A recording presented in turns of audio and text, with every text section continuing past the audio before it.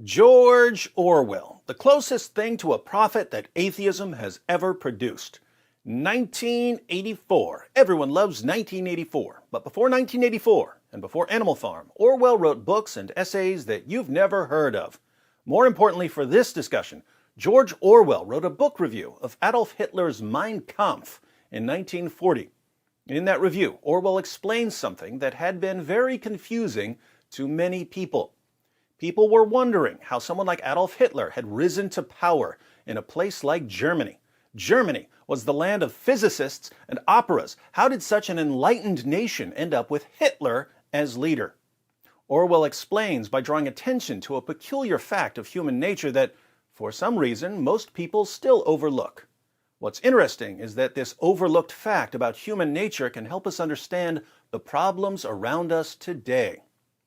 The United States of America is the most powerful, most prosperous nation the world has ever seen. And yet, as recent weeks have shown, many Americans want to burn this place to the ground. Why is that? I'll let Orwell answer. Now, the last paragraph of his book review is the paragraph I want to focus on, but the review isn't very long, and the rest of it contains some other interesting points, so I think we'll just read the entire thing. It's a little over 2 pages. It is a sign of the speed at which events are moving that Hearst and Blackett's unexpurgated edition of Mein Kampf, published only a year ago, is edited from a pro-Hitler angle. Hearst and Blackett was a British publishing company that put out the unexpurgated edition of Mein Kampf, the edition that didn't cut out the racist or otherwise offensive parts. The obvious intention of the translator's preface and notes is to tone down the book's ferocity and present Hitler in as kindly a light as possible. For at that date, Hitler was still respectable. He had crushed the German labor movement, and for that, the property-owning classes were willing to forgive him almost anything. Both left and right concurred in the very shallow notion that National Socialism was merely a version of conservatism. Again, this review by Orwell was written in 1940. World War II began in September of 1939. Before that, Hitler was still respectable, even in Great Britain. So much so that the British edition of Mein Kampf was meant to cast Hitler in a favorable light. So here's George Orwell after the outbreak of World War II saying, "Isn't it interesting that just a year ago, people in Great Britain were defending this guy?" Then suddenly it turned out that Hitler was not respectable after all. Understatement of the 20th century. As one result of this, Hearst and Blackett's edition was reissued in a new jacket explaining that all profits would be devoted to the Red Cross. That was their penance. Nevertheless, simply on the internal evidence of Mein Kampf, it is difficult to believe that any real change has taken place in Hitler's aims and opinions. So, Hitler didn't change at all. How did we go from defending him to despising him? When one compares his utterances of a year or so ago with those made 15 years earlier, a thing that strikes one is the rigidity of his mind, the way in which his worldview doesn't develop. It is the fixed vision of a monomaniac and not likely to be much affected by the temporary maneuvers of power politics. Probably, in Hitler's own mind, the Russo-German Pact represents no more than an alteration of timetable. The Russo-German Pact obviously was a treaty between the Russians and the Germans. They agreed on how to divide up Eastern Europe, and they agreed not to attack each other. It's normally called the Molotov-Ribbentrop Pact. In Mein Kampf, the main enemies of the Germans were said to be the Jews and the Communists. Hitler was going to fight the Russians. And yet, in 1939, Hitler made a pact with the Russians and decided to focus on Great Britain. Had Hitler changed his mind? Not at all. Orwell points out that Hitler doesn't change his mind. He simply alters his timetable. The plan laid down in Mein Kampf was to smash Russia first, with the implied intention of smashing England afterwards. Now, as it has turned out, England has got to be dealt with first because Russia was the more easily bribed of the two. But Russia's turn will come when England is out of the picture. That, no doubt, is how Hitler sees it. Whether it will turn out that way is, of course, a different question. Orwell is so confident that Hitler doesn't change his mind that he announces in 1940, while there's a non-aggression pact between the Russians and the Germans, that Hitler is going to attack the Russians.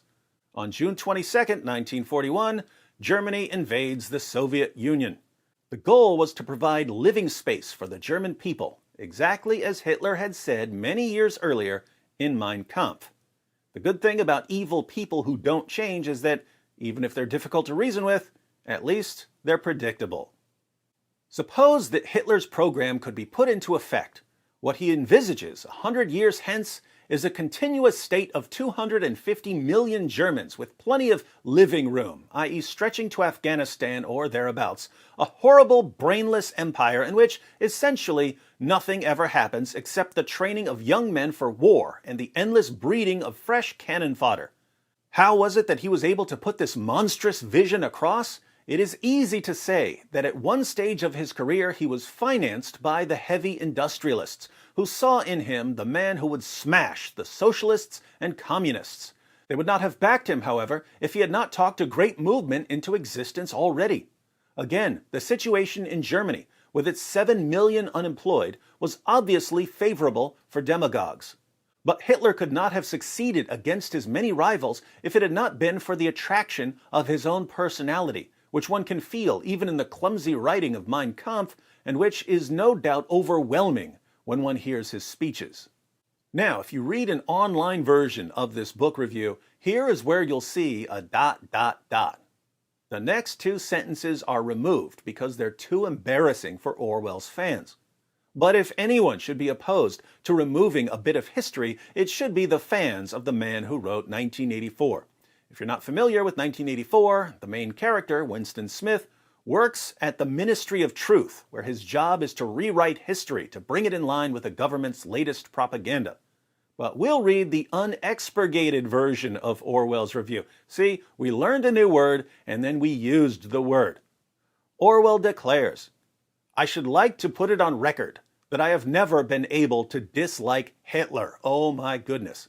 Ever since he came to power, till then, like nearly everyone, I had been deceived into thinking that he did not matter. I have reflected that I would certainly kill him if I could get within reach of him, but that I could feel no personal animosity. To be fair, we know things about Hitler that Orwell didn't know at the time.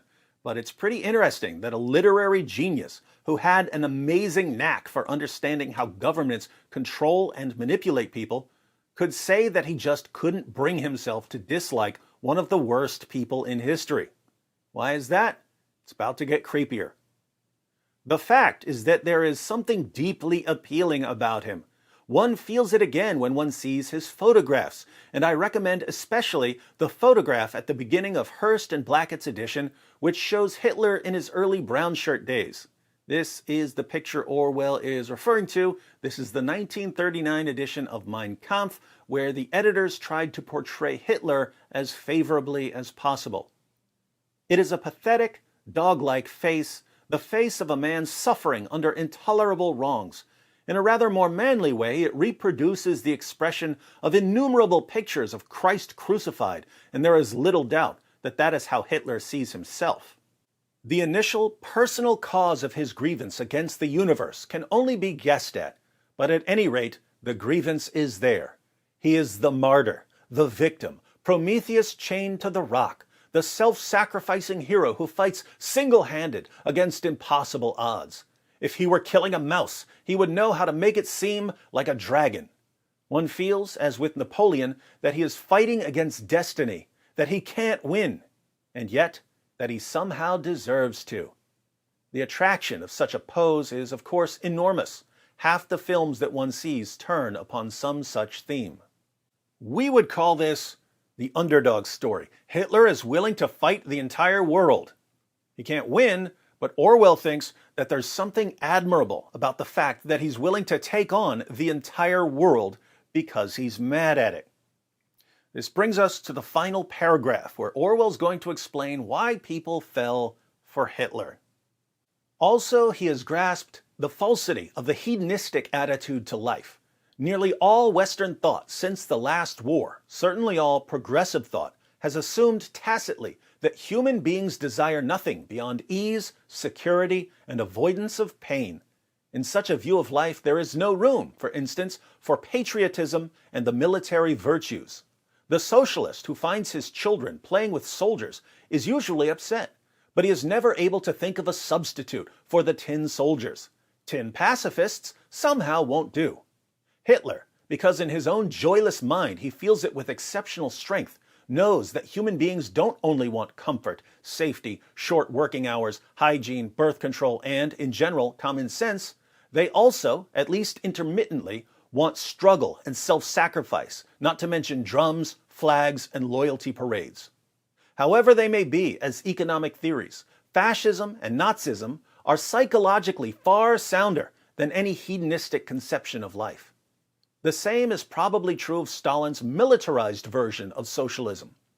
All three of the great dictators have enhanced their power by imposing intolerable burdens on their peoples, whereas socialism, and even capitalism in a more grudging way, have said to people, "I offer you a good time."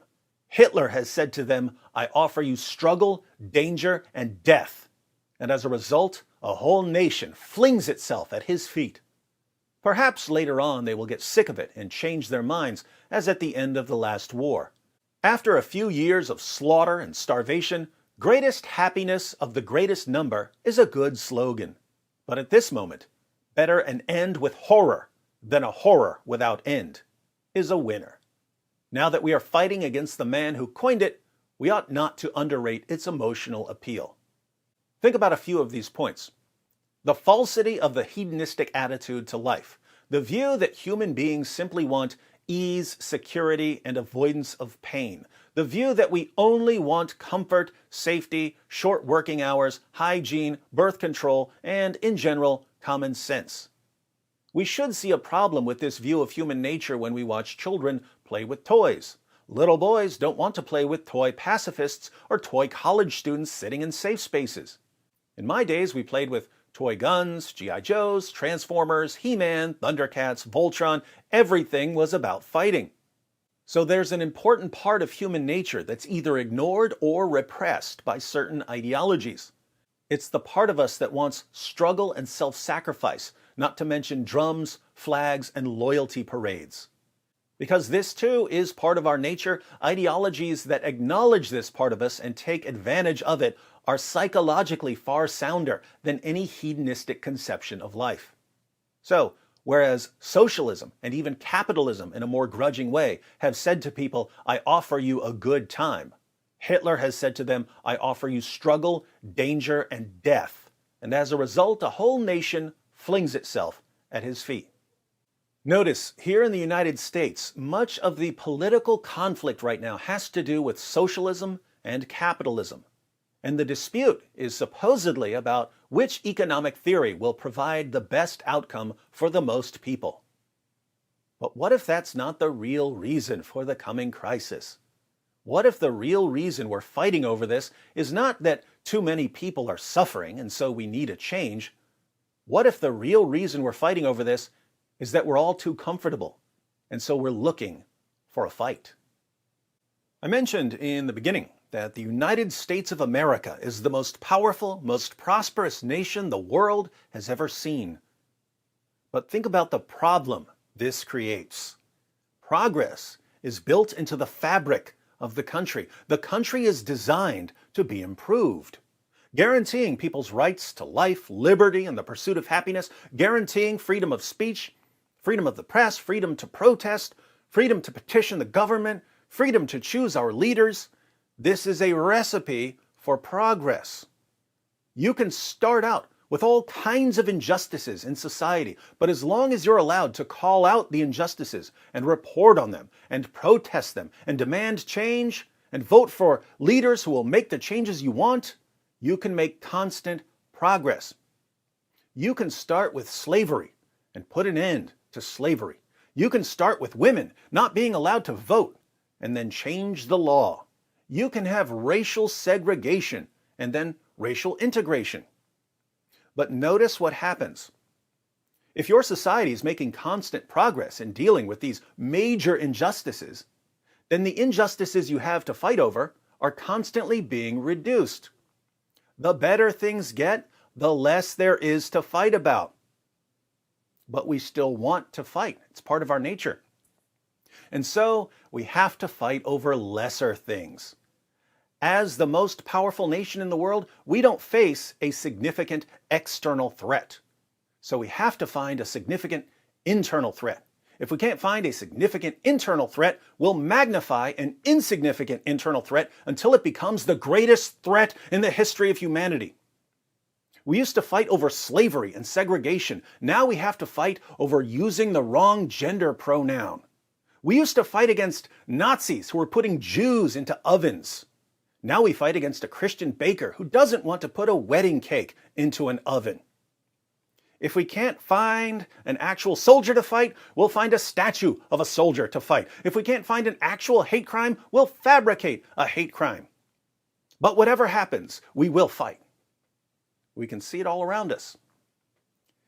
If Orwell is right, there's a part of you that wants all the fighting to stop so you can go on living comfortably with a booming economy. But there's also a part of you that wants to rally around anyone who promises to crush the opposition. We need to be aware of this fact about ourselves, because there's no shortage of leaders who would love to take advantage of it.